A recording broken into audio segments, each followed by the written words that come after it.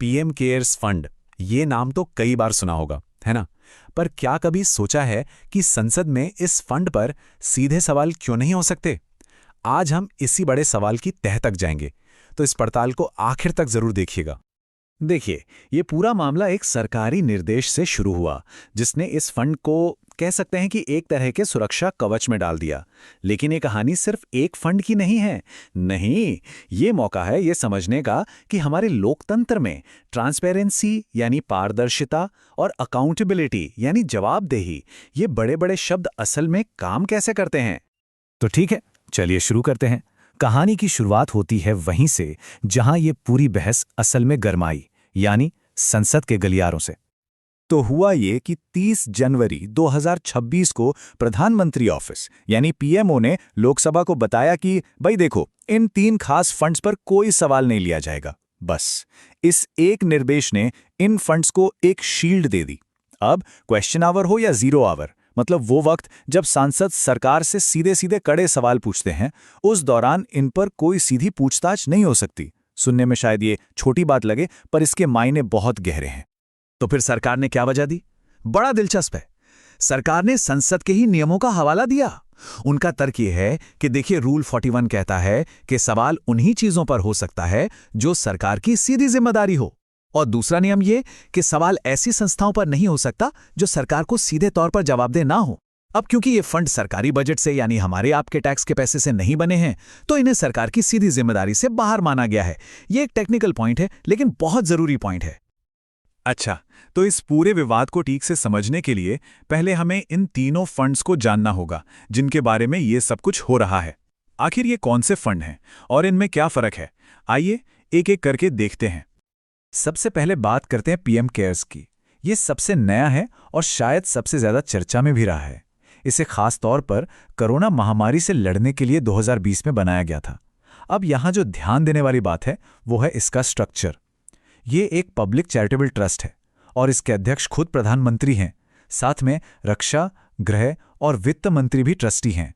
दूसरा फंड है प्रधानमंत्री राष्ट्रीय राहत कोष यानी पीएमएनआरएफ। इसका इतिहास तो काफी पुराना है, 1948 का, लेकिन इस टाइमलाइन पर जो एक चीज सच में ध्यान खींचती है वो है साल 1985 का बदलाव। पहले से कमेटी मैनेज करती थी, लेकिन 1985 के बाद इसका पूरा कंट्रोल, पूरा मैनेजमेंट सीधे प्रधानमंत्री के हाथ में आ गया। और तीसरा है नेशनल डिफेंस फंड यानी राष्ट्रीय रक्षा कोष। जैसा नाम से साफ है, ये फंड हमारे सशस्त्र बलों और उनके परिवारों की भलाई के लिए है। और पीएम केयर्स की तरह ही ये भी 100% वॉलंटरी डोनेशन यानी स्वैच्छिक दान पर चलता है। इसका सरकारी बजट से कोई लेना देना नहीं है। और यहीं पर हम इस पूरी बहस के सबसे अहम हिस्से पर आते हैं। सवाल ये है कि इन ट्रस्ट्स को सरकारी फंड से अलग क्यों माना जाता है। यहीं से जवाबदेही का पूरा खेल शुरू होता है। ये टेबल देखे, ये इस पूरे फर्क को बिल्कुल साफ कर देती है। एक तरफ हैं ये चैरिटेबल ट्रस्ट्स जैसे पीएम केयर्स, जो लोगों के दिए दान पर चलते हैं और जिनका ऑडिट प्राइवेट ऑडिटर करते हैं। दूसरी तरफ है संवैधानिक फंड, जो हमारे टैक्स के पैसे से भरे जाते हैं।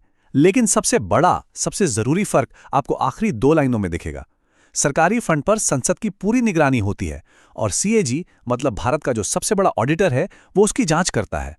ट्रस्ट के मामले में ऐसा नहीं होता। और बस इसी फर्क से एक और बड़ा सवाल खड़ा होता है। सवाल ये कि क्या इन फंड्स से सूचना का अधिकार यानी आरटीआई के जरिए कोई जानकारी मांगी जा सकती है? आरटीआई आप जानते हैं, वो कानून है जो किसी भी आम नागरिक को सरकार से सवाल पूछने की ताकत देता है। इस मुद्दे पर 2 बिल्कुल अलग अलग तर्क हैं। जो लोग सवाल उठा रहे हैं वो कहते हैं कि भाई, जब देश के प्रधानमंत्री और इतने बड़े बड़े मंत्री इसे चला रहे हैं तो ये पब्लिक यानी सार्वजनिक कैसे नहीं हुआ। वहीं दूसरी तरफ सरकार का जवाब है कि इसका पैसा तो सरकार का है ही नहीं, ये तो लोगों का दान है, इसलिए ये आरटीआई के दायरे में नहीं आ सकता। कानून की अपनी अपनी व्याख्या है और यहीं पर आकर बात फंस जाती है। ये लड़ाई सिर्फ संसद और आरटीआई तक ही नहीं रुकी, मामला अदालतों तक भी पहुंचा और सियासी गलियारों में भी इसकी खूब गूंज सुनाई दी। चलिए देखते हैं कि वहां क्या हुआ। साल 2020 में सुप्रीम कोर्ट ने इस मामले पर अपना रुख साफ किया।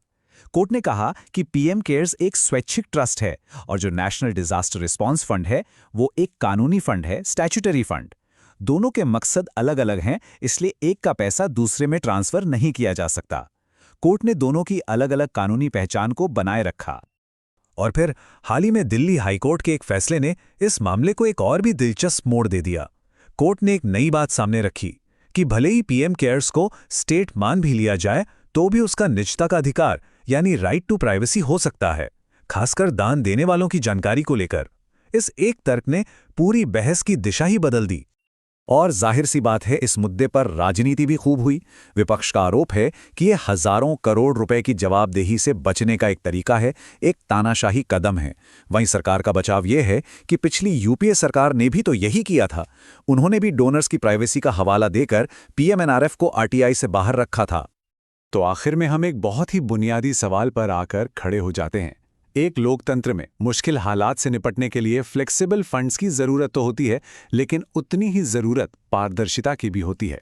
तो सवाल यह है कि इन दोनों के बीच, लचीलेपन और जवाबदेही के बीच सही लकीर कहाँ खींची जाए, ये एक ऐसा सवाल है जिसका जवाब ही हमारे देश में शासन और जवाबदेही का भविष्य तय करेगा। ऐसी ही जानकारी के लिए ऑल कैन स्टडी को सब्सक्राइब कीजिए। धन्यवाद। चलिए